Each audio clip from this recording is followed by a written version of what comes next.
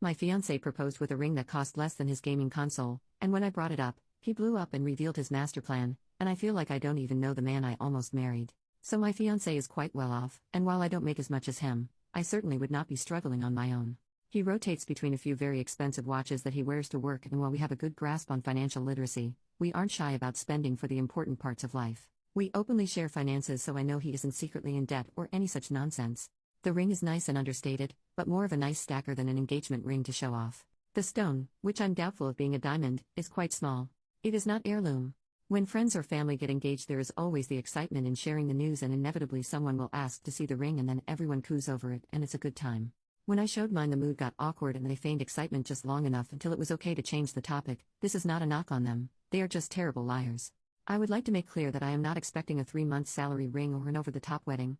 However, this is a piece I will be wearing daily for decades, and is largely considered a symbol of his love. I know not all feel this way, but we do, or at least I thought we did. But I really don't think I'm out of line for thinking of it as a long-term investment piece given the amount of wear it will see and the sentimentality behind it. Surely it is worth more than a gaming console?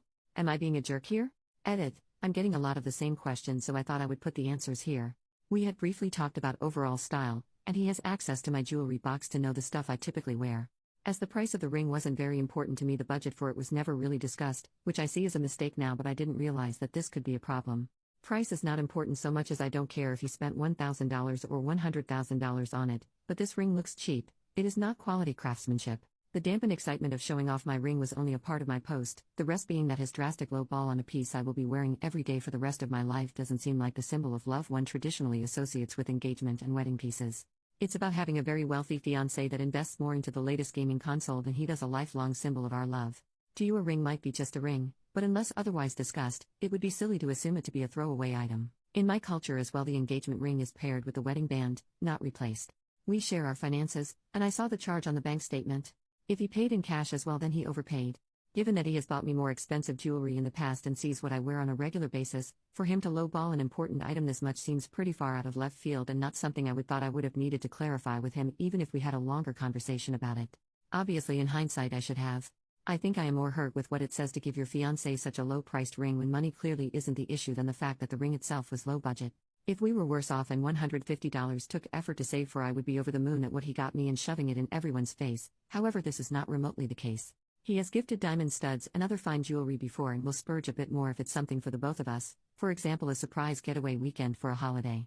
He doesn't throw his money around needlessly, but he isn't stingy. To be blunt, it's a cheap ring. In looks and cost. Yes, he could have spent hours picking out the indie jeweler to get the ring that is nothing like what I have or have ever mentioned liking in a much lower price bracket than we would ordinarily spend on just regular accessories. However, I don't feel like I'm making a large leap in assuming he didn't. To me, this is about more than just the fact that he didn't get the exact style I had in mind. I also take exception to the people here acting like being unhappy with the ring means I'm unhappy with the engagement. Nowhere have I ever said this to be the case. Life isn't an all or nothing game. I can be unhappy with the ring while still being madly in love with my fiancé and thrilled to spend our lives together. We will be talking about this for sure, but I know this can be a touchy subject and wanted an objective eye on it first. I will update this post after that conversation. Update. He came home and we were settling down, and around dinner I started the conversation with honey, I'd like to talk about the ring, and before I could finish he just blew up. Started yelling freaking finally and how I'd ruined everything by waiting so long. To be brief, he bought a crappy ring from a jeweler who got bad reviews so that when I got upset over it he could dump me under the guise that I was a gold digger. He has apparently been having an affair. Turns out COVID had shortened his work hours, not extended, with a younger model that he's earned, but knew that breaking things off when everyone loved me so much would hurt his optics, so he had to make it my fault. He knew that leading this pariah ship would gain him sympathy, and there was a lot of rhetoric that clearly wasn't his own words but something he was parroting from what I highly suspect is from a much too influential work friend that I've had disagreements with in the past. Changes I had attributed to work stress are glaringly obvious to me now as symptoms of something more malicious under the surface, and I feel really ashamed I didn't see things more clearly earlier or wasn't somehow able to head things off before they got this far. I won't be sticking around to dig any deeper, but I know my now ex-fiancé would not have done and said the things he did without being pushed from bad influences behind the scenes. This doesn't mean I forgive him. I think he is incredibly weak and feeble-minded for letting this happen to us, but I also doubt I will be contacting many of our mutual friends as the dust settles.